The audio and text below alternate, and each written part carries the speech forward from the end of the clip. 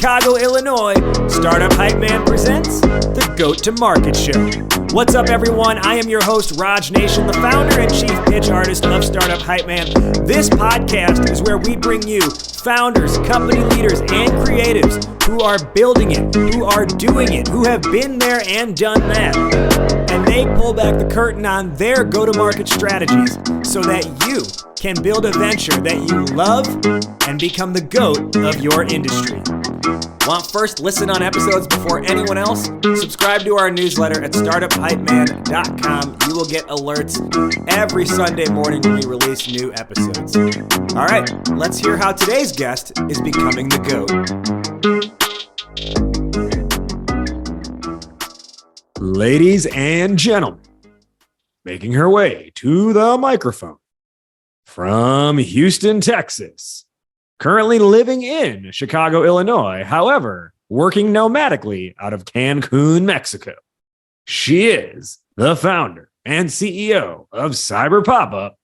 Please welcome Dr. Christine Izuakor. Oh my gosh. Thank you for the welcome. I have never been introduced like that before. And I want you to come and introduce me everywhere that I go from now on. Please. I always tell our guests, you will get just that introduction as a clip sent to you after the episode goes live. So you can just, any meeting you enter, you can just play that clip as in any room you walk into. I will do that. I look forward to getting this clip. I might even play it in the morning when I wake up just to hype myself up.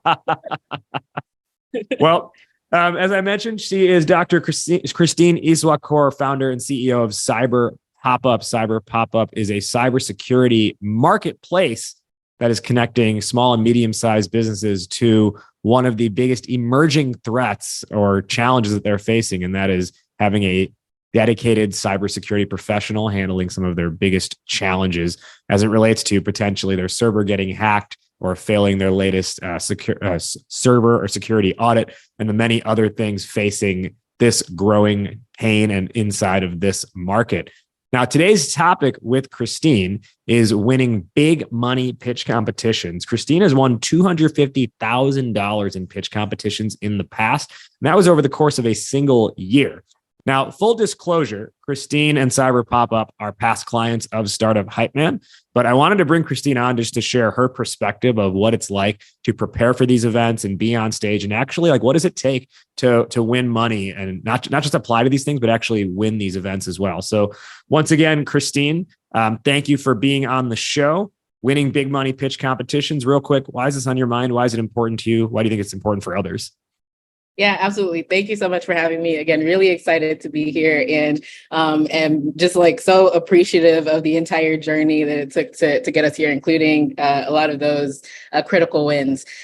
So yeah, I think this topic is really important because for any startup to really grow and reach its full potential, right, you need backing, you need funding, oftentimes in the beginning before you get traction that you can prove to raise through venture capital rounds and things like that. You need that initial kind of seed, or you need that initial kind of money. For me, I didn't have the friends and family access and like folks to people who could just write me a check for a certain amount of money. And so finding creative ways to be able to still fund my business was really important. And so I think this is top of mind for me because I've done it and I know how much of a struggle it is. And I know that tons of other founders struggle with this as well. And so yeah, I'm just excited to share as much information and insight as I can, because I know that whether you're, just starting out and you don't have that friends and family, or you're a little bit further along and you're just trying to get exposure, right? Pitch competitions are a great way to do that. And so yeah, excited to dig in here.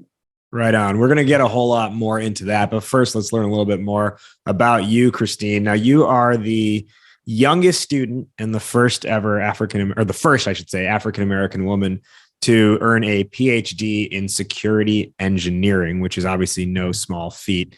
At what point in life did you realize I'm going to work on this very, very niche category of computers? Sure. So it was after a huge failure that I'm very thankful for. So I started out trying to be an eye doctor. And I ended up failing very badly at that. And so I started exploring and trying to figure out what I really wanted to do with my life and what I wanted to do with my career. And I mean, I tried everything. I was being very random, from like getting into accounting to, I don't know, biology. There were just all kinds of different things that I was trying. And I came across the cybersecurity space and just fell in love with it because it was fun to me. It was something that just like didn't feel like work. It almost felt like I was able to play games and stuff, and just couldn't believe that I would be paid to do such a thing. And so yeah, that's how I discovered the cybersecurity space, and yeah, just fell in love with it. Were you like into video games growing up, or like did you ever identify as a gamer? No, not at all. But I think that when I say games, it's like I liked puzzles. And I feel like sometimes there's a puzzle element. There's another thing that I mentioned this the other day, and I didn't realize how crazy it sounded until I said it out loud. One of the first assignments that I had on security in the past was like how we had to learn how to break into a house, and we had to learn how to like break into things. Yeah. And so to me, like it was just so interesting that something that people tend to see as like this like criminal, like bad thing, which it is, right? But it's like in order to defend against those things, you have to understand how attackers do them. And so being taught how to do these things to use it for good was just very intriguing to me.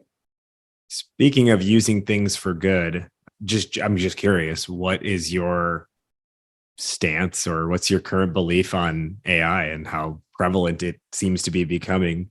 Yeah, it's a good question. I think that there's pros and cons to everything. And I feel like with AI, it's becoming a lot more of a mainstream conversation today.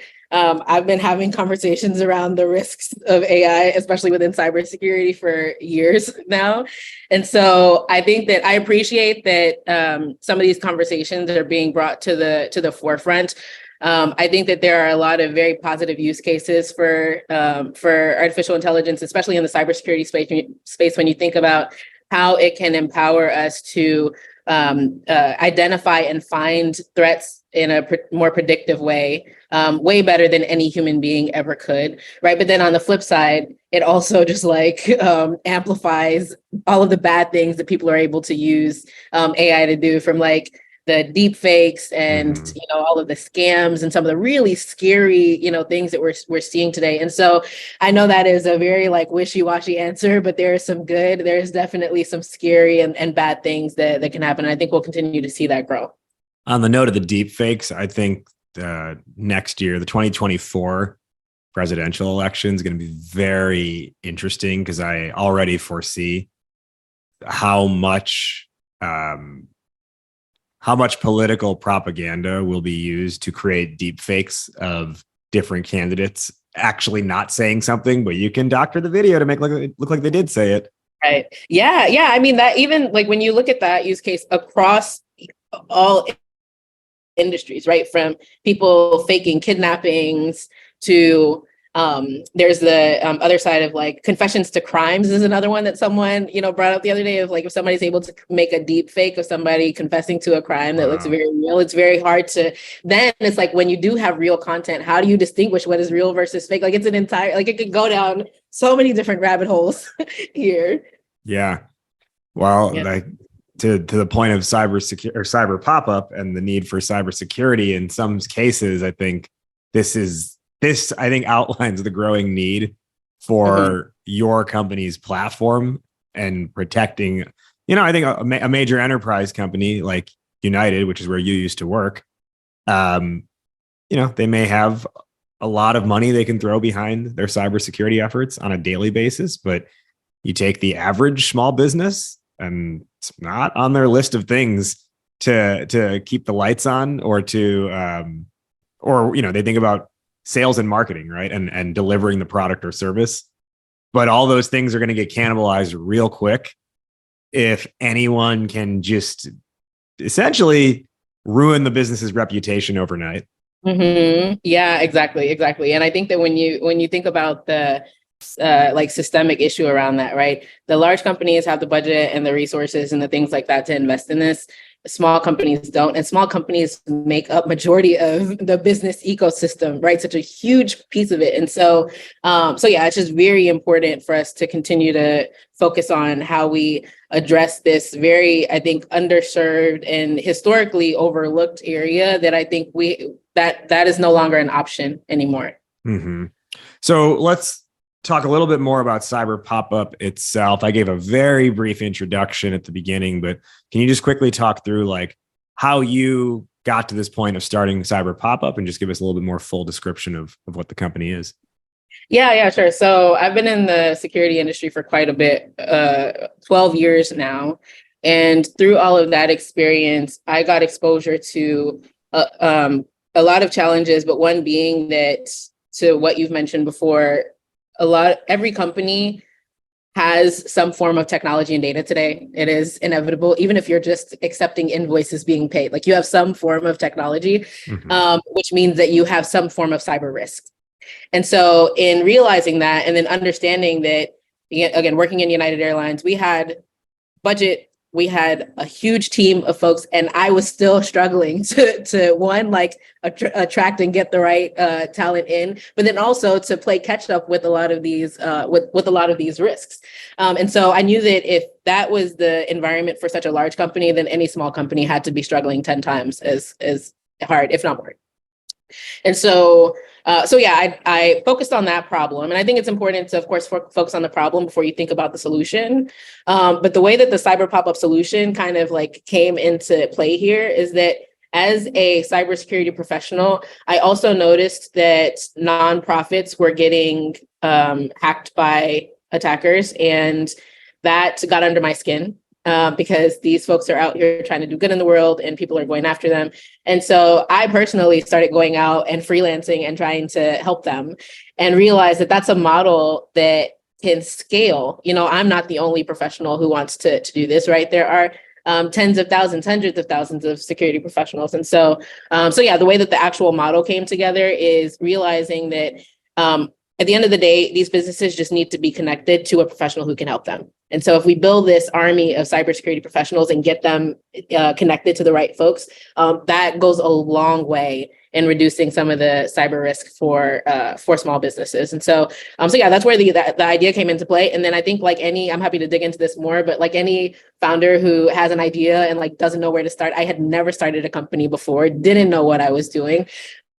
And so I think I did what any founder would do, and just started trying to learn as much as possible and jump in as much as possible. And again, I'm happy to dig into the specifics there. But I went from not knowing anything or not knowing what I was doing at all to a point where I will never claim to know everything, of course. But when I look at where I am today, it is light years ahead. Well, one of the things I often tell people when I recount your story is that I think you did one of the most intelligent things that a lot of founders overlook, which is you got this off the ground through service. Literally, like you were the platform at first, right? You executing this as a freelance, or then I think from there, if I'm not mistaken, finding some other freelancers and connecting companies to those freelancers, right? Like you operated as the marketplace or the platform at first. And I think that's such a great way to be able to test the validity of something while also not waiting for technology to be built to generate some revenue in the process. And I always just think that's such a good model to follow.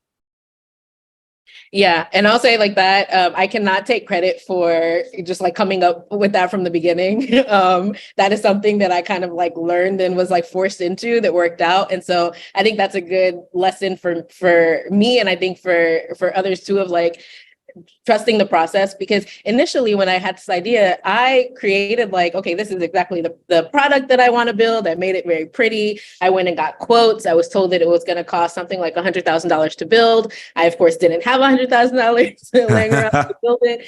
I tried to get a little bit of funding from like investors. That didn't work. And so I was kind of forced to be like, okay, if I'm not going to be able to build this system today, like what can I do to get this off the ground? And that's when I started to get into like, okay, I need to do this manually. I need to figure this out on my own. I need to build out through like low code solutions. Like what are things that I can take together to make this work?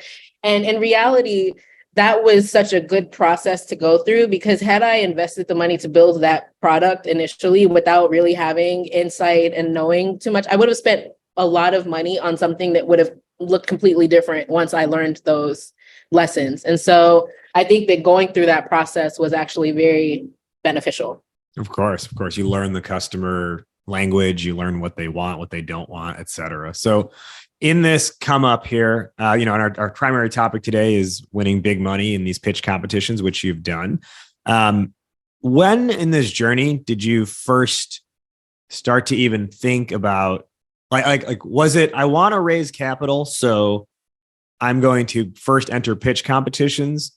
Or was it more like, I need money, so let me enter, I just need money to fund this thing, so let me enter pitch competitions? Yeah. It was more of, I need money to fund these things, so let me enter pitch competitions. But I think the benefits and the views on that sort of evolved over time. I can still remember, though, the very first time I even saw a pitch competition, beyond like watching Shark Tank and things like that and seeing people pitch. This was before I was even thinking about starting CyberPop-up. I remember seeing a pitch competition at a happy hour, and I think the prize may have been like, I don't know, $5,000, $10,000, something like that. And I remember going in being so scared for the people who were pitching and just being so nervous. And like, I used to hate public speaking. Like it scared the life out of me. And so yeah, I just remember seeing that and thinking to myself, man, I could never do that. Or like, man, like that's gotta be crazy. And it's like, to have that experience and then switch to like actually seeing the first pitch competition that I actually had the courage to apply to.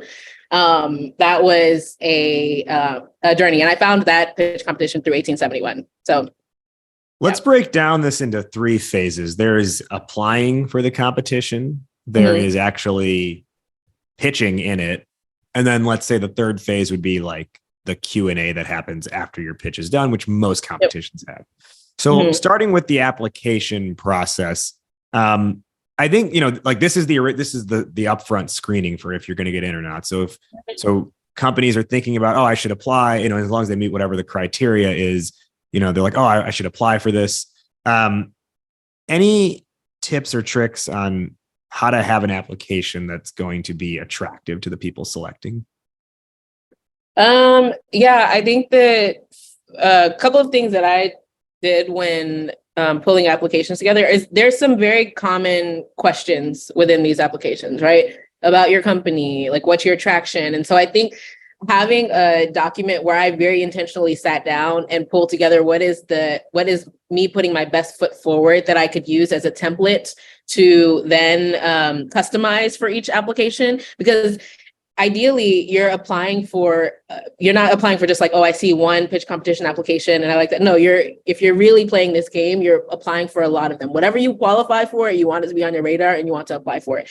And so I think that becomes more efficient when you have that full list. And then the second thing that I'll say is adding personality, even in writing in the initial application, I think was very important to me. And when I would do, in some cases, like follow-up interviews to those, or like when people would be like, hey, we want to get on a call and talk to you. One of the things that I feel like a few people pointed out is I could see your personality shine through in your application. And I could see that you cared about more than just sort of like the bottom line or business, that this is a true passion. And so I think there's things that you can do it has to be genuine, of course, right? But you would want any founder to be really passionate about what they're building. I think finding ways to intentionally make that come through helps a lot. And then, explaining sort of the impact beyond money. Like, why are you here? Like, why do you care about this? And it's only when you can articulate why you care that I, as an application reviewer, in that case, should care. Yeah. What was your, why you cared sort of mini story that they were buying into? Yeah, sure. So there's 2 pieces. Like, there's my personal story of, like, for me, it was really getting under my skin that these businesses are getting attacked and nobody's really fending for them, the small businesses. And so there's that element of me in the beginning, just putting in my free time and free effort, not getting paid anything, just because I wanted to help, that I think made a difference there. But then the second piece is, for me, as a Black woman in cybersecurity, I had experienced some, I think, unique journeys throughout my career, especially early on.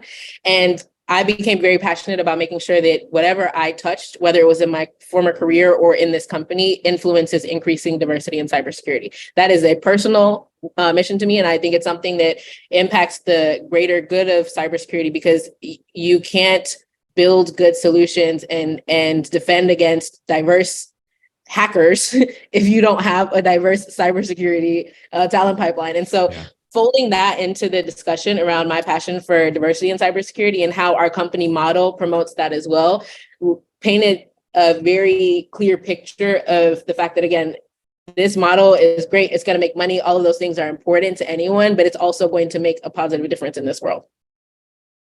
So let your personality shine through in the application. What's the balance between then having your answers refined versus, let's say it's clunky, but it's passionate, right? Like what is the balance here? Yeah, right. Yeah, that's important because I feel like I can get very wordy when I'm passionate, right? And so one thing that I do though is I write my responses out with no filter, just all like passion shining through. And then I would typically take a second look at it. I try to do this with email and everything that I do. I take a second look at it and then start to like consolidate and figure out, okay, how can I get this message across with less words?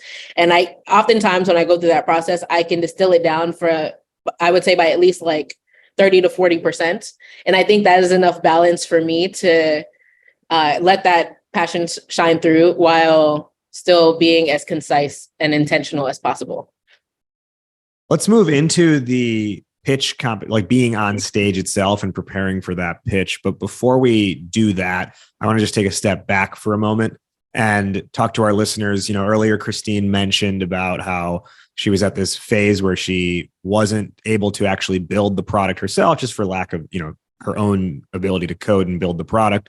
And then use these pitch competitions as a way to actually start to get the money going for this thing to be able to fund product development. So my question for you listeners is, where are you going to turn when you need to fund that product development, and what partner are you going to look at? Well, if you're still looking and if you need a partner, Akava is the software development partner to help you go from 0 to 1. So whether that's blockchain or no chain, whether it's Web3 or Web2, mobile apps or SaaS, Akava builds it at startup speed and enterprise level refinement. And that's exactly why startups like Stride Health, Haveno, Olive, Side, and many more trust Akava from their first dollar all the way to their billion-dollar valuation. And they're here and they're ready to help you become the GOAT to market. Anytime someone asks me for a software dev recommendation, I turn to Akava. Literally just yesterday, one of our clients, we had just created their pitch. One of the elements that was in their pitch deck was their upcoming product roadmap. And there's a few, they have version 1 ready to go, but very shortly after that, they need to scale it up to add in features 3, 4, and 2 through 5 into that. And so I asked them, I was like, what's your plan for that? Do you need to talk to someone? And they were like, yes, we got to make sure this isn't built on a house of cards, and that we can actually scale the product the right way. And so right away, I made their intro to Akava, and they're going to have a conversation. So if those are the kind of conversations you need help with, Akava is your partner for helping build that product roadmap and making sure that you're going to build something that, is worth people using, but also scales as your company grows. And their co-founder is also a tech startup founder himself separately. So they know exactly what the founder journey is like and what to build at what stage. For more information, head to akava.io. That's AKAVA.io, akava.io. Today on Startup Hypeman, the podcast, we are talking with Christine Izuakor, the founder and CEO of CyberPop-up. And we're talking about how to win big money in pitch competitions. Now, right before the break, I mentioned let's transition into the actual pitch itself. So what does your preparation process look like in putting together your pitch before you're going to go on stage? Sure. So I think that having a solid story and pitch is really important, right? And you mentioned this before. I had worked with you in the past, and I think that's one of the first sort of foundational critical pieces. The story that you tell, and at least speaking for myself, my confidence in that story is half the battle. And so yeah, I think in terms of preparation, just having a good coach and a good process, a good mentor to help establish what that is important. For me, writing out an entire script, even if the idea isn't to get up there and like be robotic and like all of that, but having an entire script that says, hey, this is exactly what this is exactly what I want to say. In pitch competitions, oftentimes the timing is very tight, right? And so making sure that you can convey that message in a way that is like very direct is important. And so, yeah, my process is like get the story and get the content as tight and like as clear as possible. Practice. And that practice is both practice on my own, practice in front of people that I trust, but then like practice in live competitions, especially leading up to some big ones. And then also practicing the question and answer piece. And then I would say the third element is just like hyping myself up to make sure that like I am just like in a mindset to dominate, but then also to still have fun. I think those are the three key elements that I would say are important in prep for me. Let's come back to the story element. And obviously, again, that's something that we worked on together in helping develop what your pitch story should be for that. I don't need to necessarily have you go through what your entire like 5-minute pitch is in this format, but what are the elements within your pitch? And you can like allude to certain areas that you kind of saw that like, oh, this is important to hit on, or this is where people are reacting positively. Like what are some of those elements that are in your story?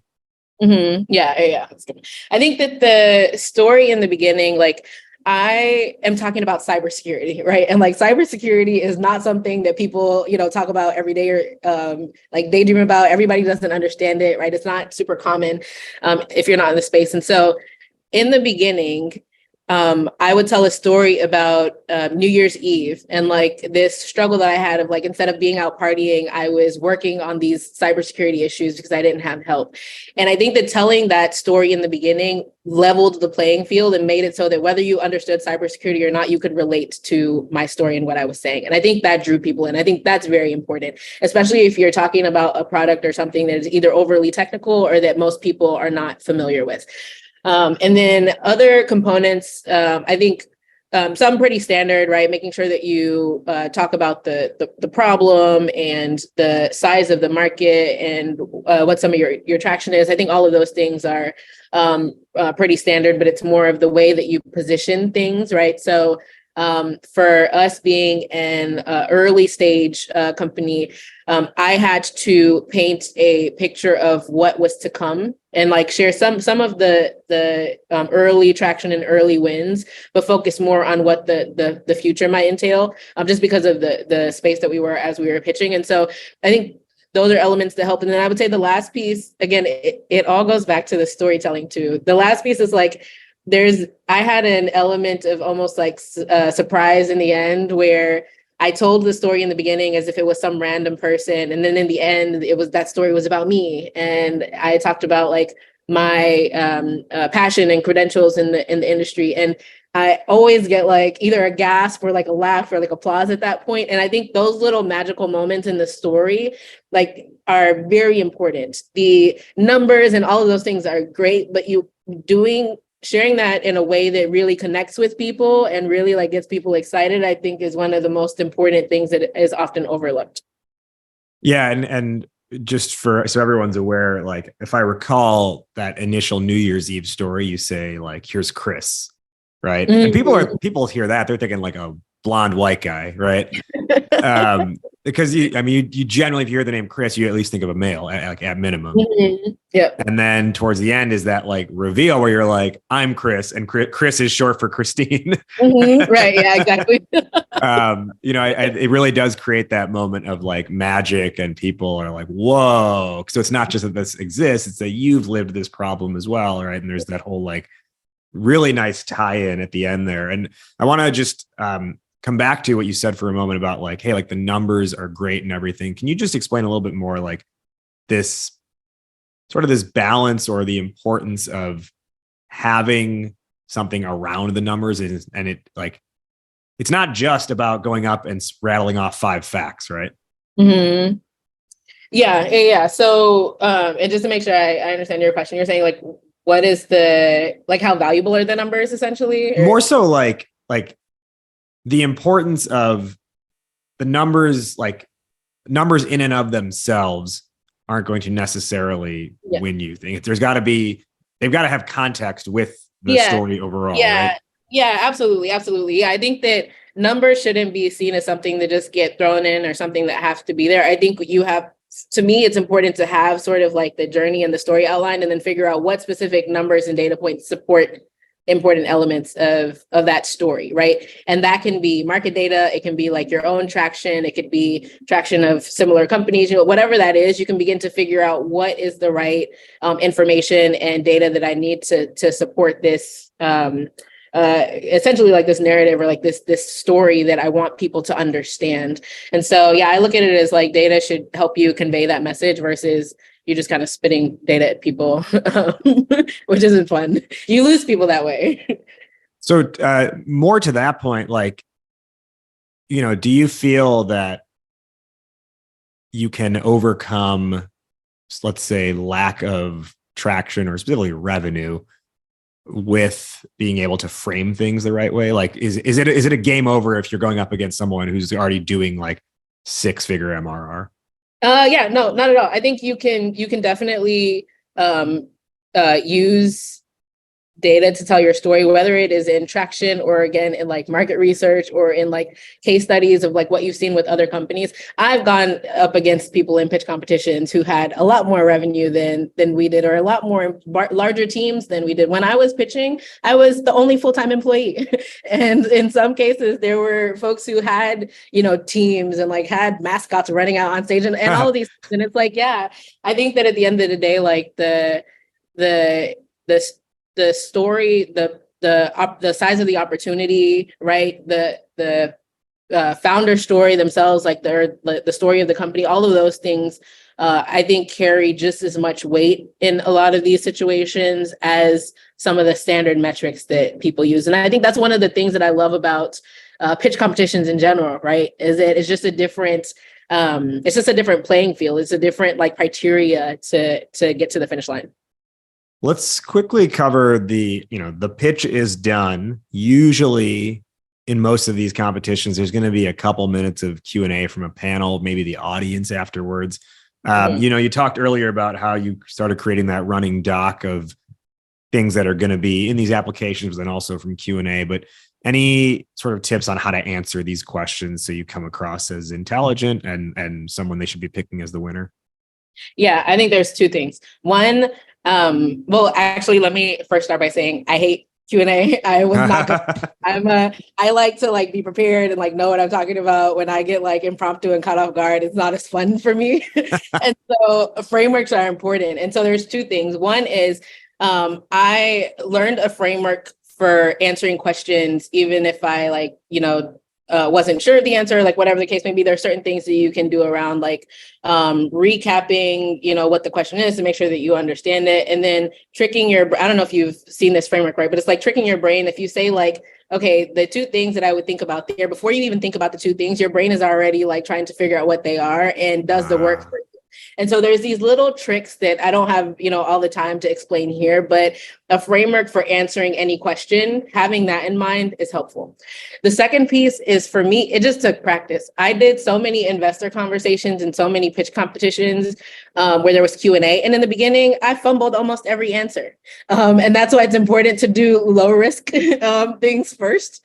And so I fumbled every answer. I wrote down what those questions were. I reflected on what my answer was and what it should have been, because after you get off the call, that's when you're like, man, I should have said this or that. And it's like, okay, that's cool. Write it down, learn.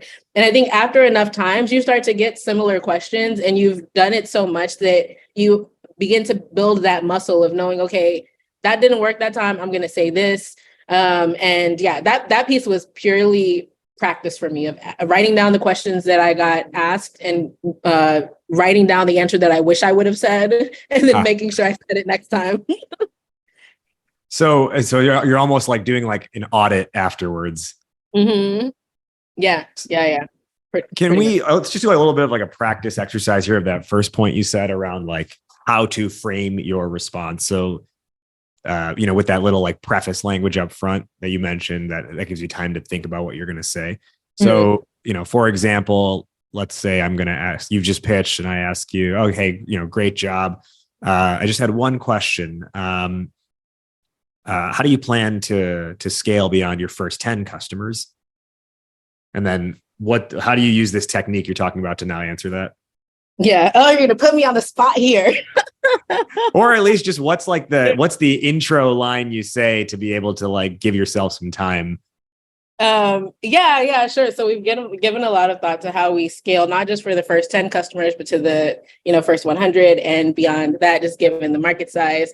The first thing that we'd want to do, and that's how, like, I would use that first thing that we want to do to then think through the next one. So, yeah. Nice. Yeah. And it's really, it's almost like active listening, right? Like you're almost like repeating the question back to them as a statement. To then give yourself just that extra 2-3 seconds to formulate your thoughts around what your actual response is. Yeah, exactly. I think the other thing that is important to keep in mind, and it's a constant journey of learning for me as well too, because like I mentioned, I do not like Q&A. But I think that reminding myself that it is okay to pause and sit in silence for a few seconds. Like I always have to remind myself of that. Like I don't have to hurry up and jump in to answer right away, because I think that can be something that at least I would catch myself doing early on, being uncomfortable with that silence and trying to fumble or figure out something to say versus just okay, I'm going to take a second to gather my thoughts here and then I'm going to respond. Not only is it okay, I would say a lot of times it's actually powerful, because you'll notice everyone in the room starts leaning in to pay attention if you give that, couple seconds of silence, right? And not only that, but if you intentionally start to slow down how you're speaking, as I'm doing right now. Yeah. Right. And you start to own the energy of the room, and then you can bring it back up to where you want to get them to. Right. Yeah. You're always so good at that. I still remember in our pitch practices and things like that, I would be whipping through certain parts and you'll be like, no, you want to slow down at that part. Let that land, let that really soak in. And I would practice that. It makes a difference. And I've talked about this before in past episodes. I guess I accidentally just did it there, but if you give yourself time, you're not going to be filling gaps with and and that actually hurts your presence, because not only, we use it as a space filler because we feel awkward, but the reality is you're cutting into other people's train of thought when you do that. Versus if you can just be silent for a couple seconds, again, you pull them in, you get them to stop their existing train of thought and just focus intently on you, and you give yourself time to think while not thinking about how do I stall, which is what umming and ahhing is, right? It's a safety mechanism, but ultimately it's a stall tactic. And I think a good example, this is what I've mentioned on shows before, a good example to look at is how people interview each other on news shows. So, which is what I've tried to model as a host of this show as well. When you look at, watch any late night news opinion show, or really any interview on TV, right? You could watch ESPN even if you wanted. When they are interviewing someone and that person gives a response, they don't go oh yeah, totally, yeah. Like how we tend to do that in conversation with one another. Yeah. They don't do that. They hear what they say, they pause for a second, they reflect, and then they ask the next question. And that type of cadence, if you will, is really valuable, because it gives, you want to show you're being thoughtful about the question that they asked. And if you have that little bit of pause, it's an indicator I'm being thoughtful. I'm not just rushing through this response, or that this is not something that I care about. Yeah. I'm now I don't want to agree with you because I'm trying to follow the framework here. So last couple of quick things I want to hit on, then we'll hit our recap. At what point in your journey were you like, you know what? I'm building some momentum here. And I just want to rattle off your wins for a moment, just if everyone's not aware. I gave the total summary earlier on, but your actual wins over the course of a year were $20,000, $5,000, $100,000, another $100,000, and I believe there was also the Google for Black Founders grant in there as well, right? Mm-hmm. Yeah, there were a couple of other small ones too, but yeah, that pretty much sums it up. And the majority of those were equity-free cash prizes, which is great because you're not even giving up a portion of your company in return for getting this investment, quote unquote. Mm-hmm. At what point in this winning streak did you start to say, you know what, maybe we can and should actually raise capital for this? And were the wins helping attract investors? Yeah. So we decided to kick off our round maybe 6 months into sort of the year. And I want to say at that point, I maybe had like 5 or 6 pitch competition wins under the belt, all 20K and under. But it was kind of at a point where like we're getting capital that is very helpful and that is moving us forward, but we know that we need a larger injection to get to that next phase. And so I continue to do pitch competitions because we need to keep things running, but at the same time, we started raising towards the end of the year. Just as the grand prize competitions were coming up. So you mentioned the 2 100K competitions, and those were kind of back to back, like within almost like 30 days of each other, right? I think they were back to back weekends, actually. Look, I don't remember. It was all a whirlwind. It was very, it was very close. But yeah, I just remember like that 30 to like 45 days went so quickly, both for those competitions and both for the round. It was like, boom, we won this one. Boom, a lot more interest of like people who we were already talking to, but then new investors coming on. And then by the time we had done the second 100K, everybody was like, okay, this is like, we got to like hurry up and move on this before we get left behind. And it kind of created this sense of FOMO to where we ended up with an oversubscribed round, which was a really exciting position to be in. Although I can say everybody says they want an oversubscribed round until you have an oversubscribed round. It was very stressful. So yeah, I think that momentum definitely helped in the end. Now, you successfully gathered your seed round. I want to say after that, you made an intentional decision to pull back on additional pitch competitions.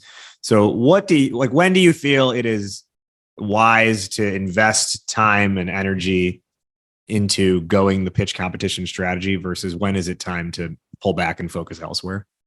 Yeah, I think that it's, for lack of it, it's like when you need to, right? Like I had no choice but to pitch because if we didn't, like I would have to find another creative way to fund the business, right? And I think the story and the pitch that we had was working well, and so I saw that and knew that this was a good path to go down. Versus when after raising the round, right? It's like we have the capital and we have what we need, and we really need to focus on results. So I would say the one thing that I would question is like, what is your reason for pitching? If it's strictly capital intensive and you raise a round, then maybe not so much. The exposure and the connections that you're able to get through pitch competitions as well, I think is another angle to consider. And so I know that in some of our pitch competitions, we got connected to people who wanted to become corporate partners and people who wanted to do other things. And so I think there's an element of business development that people might want to consider as well as they think about whether they continue to do the competitions or not. Let's begin our wrap up now. First off, Christine, where can our listeners find you and learn more? Yeah, sure. So I am on LinkedIn, Christine Izuakor. I'm the only Christine Izuakor that I know of, so it shouldn't be hard to find. Also my website, christineizuakor.com. And then for CyberPop-up, any small businesses out there who need security support or want to partner with us or learn more, check out cyberpopup.com. Who is one person you want to shout out? Aside from you for being the best coach ever. And I'm not just saying that because I'm on your show, but truly it does. It made a huge difference, not just in pitch competitions, but in our fundraising round and the way that I approached that. And so definitely want to shout you out. But I'm going to... aside from me, though. Thank you. Yeah, exactly. I was like, I know, I'm going to pick somebody else just because I know. So the one person I do want to shout out is Stephen Shaw from Verizon. And he was a critical piece of like the P33 and TechRise program. And just like the journey of like going from starting in that competition and not winning the first time. I actually lost the first time I pitched there, right? So like learning from those questions and going back again and winning the 20K prize to coming back at the end of the year and winning the 100K, like it was just such an amazing journey. And I learned so much in that process. And he was one of the instrumental people in kind of building that program. So yeah, definitely shout out to Stephen Shaw at Verizon. Stephen is an awesome dude. The TechRise team, for sure. Yeah, and the whole team there is fantastic. Yeah. We'll now do our top 1 or 2 lessons or takeaways for the listeners based on our discussion today. The topic was winning big money pitch competitions. I'll go first and I'll toss it to you. We covered a lot of ground. One thing I want people to walk away with is as it pertains to the pitch itself. I think this is true regardless of your company, but especially if it's a more complex or less well-known industry, figure out a way in your pitch to level the playing field, as you said, level the playing field for the audience. Christine, 1 or 2 lessons or takeaways for the listeners? I would say first one, like practice, both on the pitch, but more importantly on the Q&A. If I feel like no matter how good you are, that's an area to get tripped up. And so the more that you can ask those questions or get asked those questions and answer them, the better. And then the second piece is to just be you and have fun. Like that is one thing that I can say I've gotten feedback on is when I get on stage, I mean business, but I also have fun and I let my personality shine through. I always pick a theme song that gets me hype when I walk on stage, and all of those little things really make a huge difference. So just be you. Actually, to that point, if I recall, I wasn't able to attend, but if I recall your 100K TechRise win, and maybe even the other one as well, I think you were wearing a Chicago Bulls like starter jacket on stage, right? I was. They reached out to me afterwards, actually. Yeah.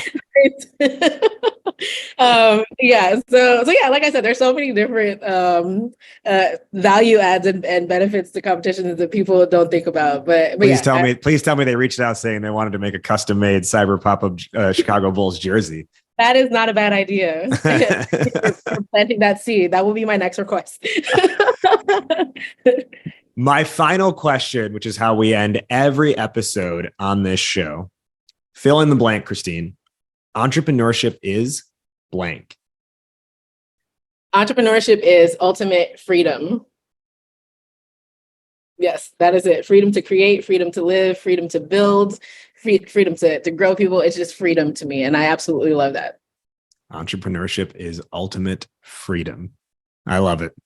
Well, listen, I've got a million more questions I could ask you. And listeners, if you've got questions that are following up and bubbling up in your head that you want to ask Christine, guess what? It doesn't end here. The whole first week that this episode airs, we got Christine hopping into the Goat to Market Club. That's our online founder community where she's going to be doing an Ask Me Anything. You can follow up with more questions around winning pitch competitions or other questions you might have around how she's growing and scaling CyberPop-up, cybersecurity industry, and other things about the journey of a founder. To join the Goat to Market Club, you just have to go to startuphypeman.com/GTM-club, startuphypeman.com/GTM-club. It's free to join. Your first month is free, and then it's $9 a month after that. You can cancel anytime. And in addition to great AMAs with people like Christine and all of our podcast guests moving forward in this season, we've also got our monthly strategy drops teaching traction and growth strategies and a whole lot more for you there. So come on in, join us amongst the other goats inside the Goat to Market Club. Christine, thank you once again for joining us today on the Goat to Market Show. Thank you for having me. This has been a blast.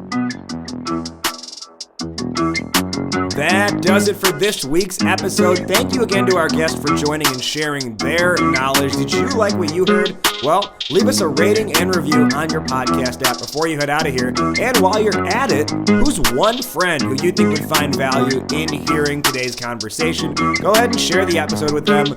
I would really appreciate it, and I thank you for doing that.